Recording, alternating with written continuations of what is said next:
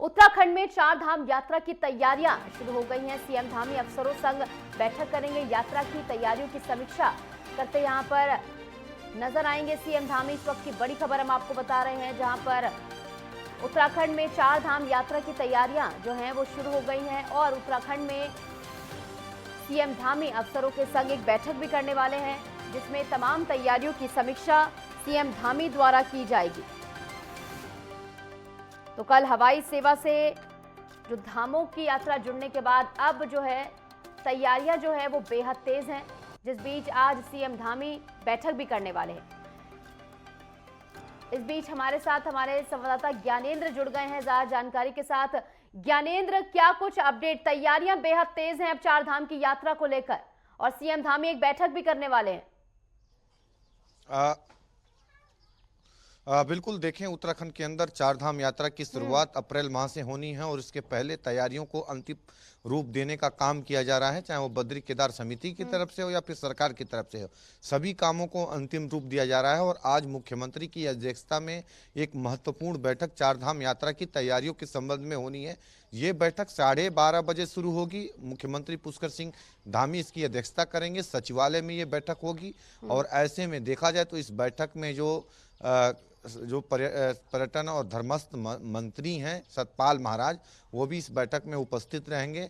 जो पर्यटन और धर्मस्थ सचिव हैं वो भी इस बैठक में मौजूद रहने वाले हैं। इसके अलावा अगर हम देखें तो बद्री केदार समिति के जो अध्यक्ष हैं वो भी अजेंद्र अजय, वो भी इस बैठक में मौजूद रहेंगे। तो खास तौर पे सभी लोगों को इस बैठक में बुलाया गया है और जो तैयारियां हैं चार धामों को लेके की समीक्षा की जाएगी। इसके अलावा अगर हम देखें तो इस बैठक में खास तौर पे जो स्वास्थ्य विभाग के आला अधिकारी हैं, डीजी हैं, उनको भी आमंत्रित किया गया, इस बैठक में बुलाया गया है। इसके अलावा अगर हम देखें तो परिवहन विभाग को भी इस बैठक में बुलाया गया है। इसके अलावा पीडब्ल्यू विभाग, पुलिस विभाग, सभी विभागों को इस बैठक के लिए बुलाया गया है। विशेष तौर पे चारों धामों की व्यवस्था को लेकर समीक्षा होना है। अप्रैल माह से चारों धामों की यात्राएं शुरू होंगी।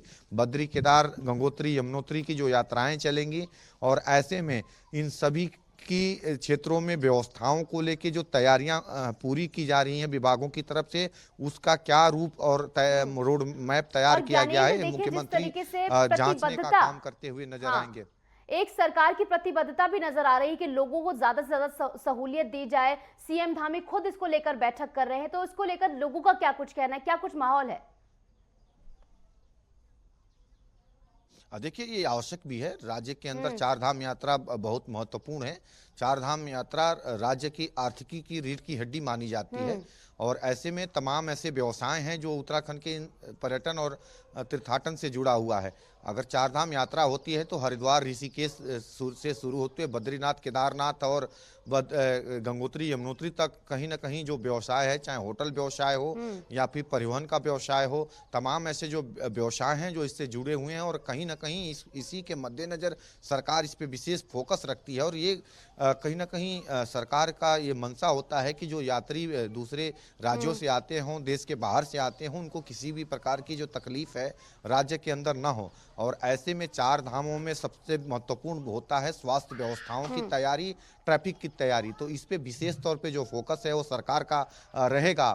आज जो मीटिंग होगी, इस मीटिंग में विशेष तौर पे स्वास्थ्य विभाग ने जो अस्पताल बद्री और केदारनाथ में बनाए हैं उनमें क्या कुछ उपलब्धता की गई, इस बात पे उनका फोकस रहेगा और मुख्यमंत्री जांचते हुए नजर आएंगे। इसके अलावा ट्रैफिक की जो व्यवस्थाएं होती हैं, अक्सर देखा जाता है चार धाम यात्रा जब चलती है तो ऐसे में घंटों जो जाम की समस्याएं होती हैं, क्योंकि अक्सर देखा जाता है मानसून के सीजन में लैंडस्लाइड होता है, बारिश की वजह से सड़कें बाधित होती है और घंटों यात्रियों को, श्रद्धालुओं को कहीं ना कहीं सड़कों पे समय बिताना पड़ता है। ऐसे में इन सभी चीजों का पहले से प्रारूप बनाया जा रहा है, मॉडल तरीकों से कहीं ना कहीं इसे व्यवस्थित करने का काम किया जा रहा है। तो ऐसे में पुलिस की व्यवस्था जो है वो किस प्रकार से, पीडब्ल्यूडी की व्यवस्थाएं किस प्रकार से, अगर कहीं लैंडस्लाइड होती है तो उसे समय रहते कम समय में उसे कैसे सड़कों को साफ कराना है, यात्रियों को व्यवस्था किस प्रकार से देनी, इन सभी विषयों पर चर्चा होगी। बद्री केदार समिति की तैयारी क्या है चारों धामों में, क्योंकि अगर हम देखें तो पिछली बार किस तरीके से केदारनाथ और बद्रीनाथ में जो श्रद्धालुओं की जो भीड़ उमड़ी हुई थी, पिछली बार 46 लाख बताया जा रहा है कि 46 लाख श्रद्धालु जो है वो पहुंचे थे